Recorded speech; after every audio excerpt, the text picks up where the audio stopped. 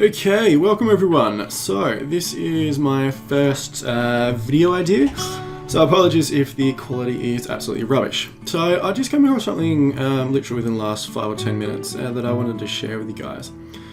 So I've noticed something really interesting on the 12-hourly chart that is happening with the CTR BTC market. So what basically I'm looking at here, so we can see that CTR went through a huge spike, sort of basically from 16th of December until the 5th of January. It went up 895%, which is just ridiculous.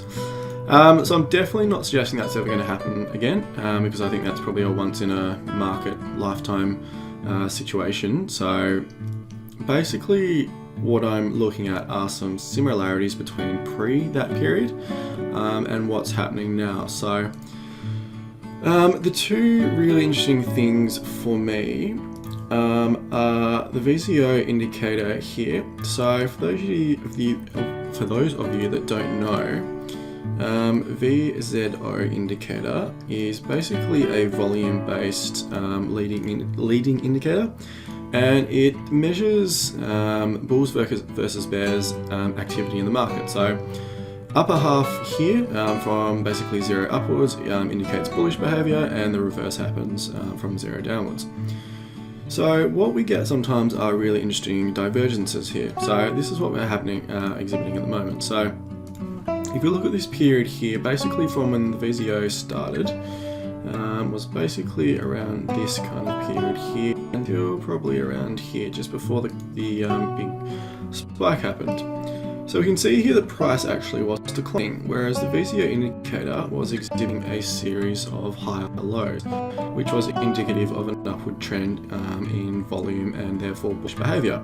So this sort of is basically saying price is declining, and yet there's a lot more bulls entering the market. So often when you get a divergence like this, you end up having a situation like this where there's a big spike, because I basically think of it like there's a lot of pressure building up in the market that isn't yet being reflected in the price, and eventually that price, that build up in terms of the volume and the bullish behavior, gets to a certain, sort of a critical mass, and it explodes, and it ends up with a really quick and violent upward increase. And the reverse can happen as well with bearish behavior. You often see, so for example here, price during this period definitely increased. It had its moments of obviously dipping and then came back up again.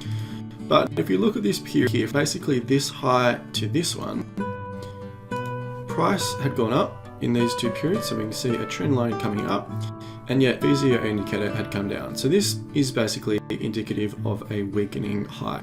So if you're watching this and you saw this peak on this date, and you saw a lower high on this one, on the VZO indicator, that is a really clear sign that this sort of drop off could happen, because there's a lot less strength in this rise than there was in this one. So it's a fairly common sort of occurrence that we get in the markets, and sometimes it means something, sometimes it doesn't.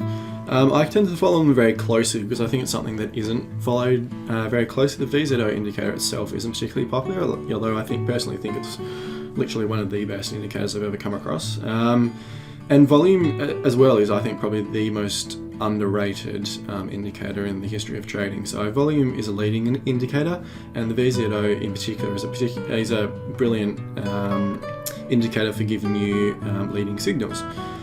So I'm not totally sure, obviously I can't predict what's going to happen, but for example here, like we had from here, this is really rough because we're fairly zoomed out, we had a 44% decrease from sort of here to here. And yet the VZO indicator sort of was on a fairly substantial upward trend.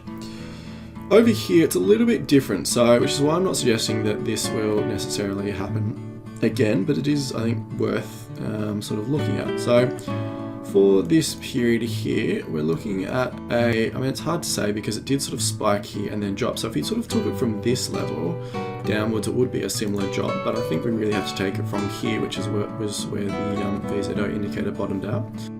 We take it from here downwards, we're only looking at about a 12-13% drop. So, in the unlikely event that we do get quite a substantial boost as what happened last time, I would probably expect price to drop away a little bit further, and therefore if the VZO indicator maintains this trend line into the sort of the future, so bear in mind this is a 12-hourly chart, so you're probably looking at another few days to a week, if not more than that, But if that sort of maintains this trend, price declining VZO indicator coming up, and I don't sort of see any other really big indicators to the contrary, I would be looking very closely for a sort of a breakout one way or the other. So VZO indicator would suggest bullish, but you sort of never know in the markets. But generally, as we can see here, this is sort of what can happen sometimes. So again, just not saying we're ever going to get another 800 breakout, because you never predict those, and you will quickly burn through your capital trying to predict them. So,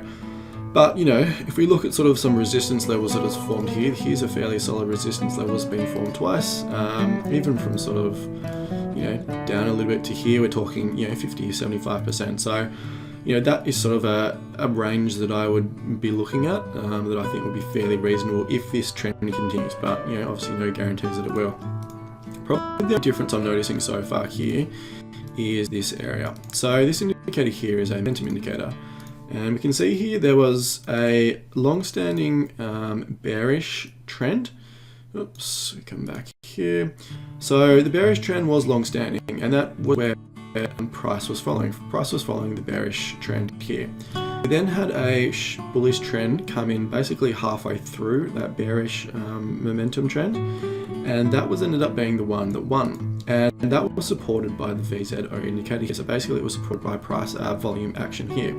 And eventually they built up because the bearish trend was fairly long-standing and fairly established. And we got this here, which is called a squeeze, and basically it's just bears versus bulls fighting out.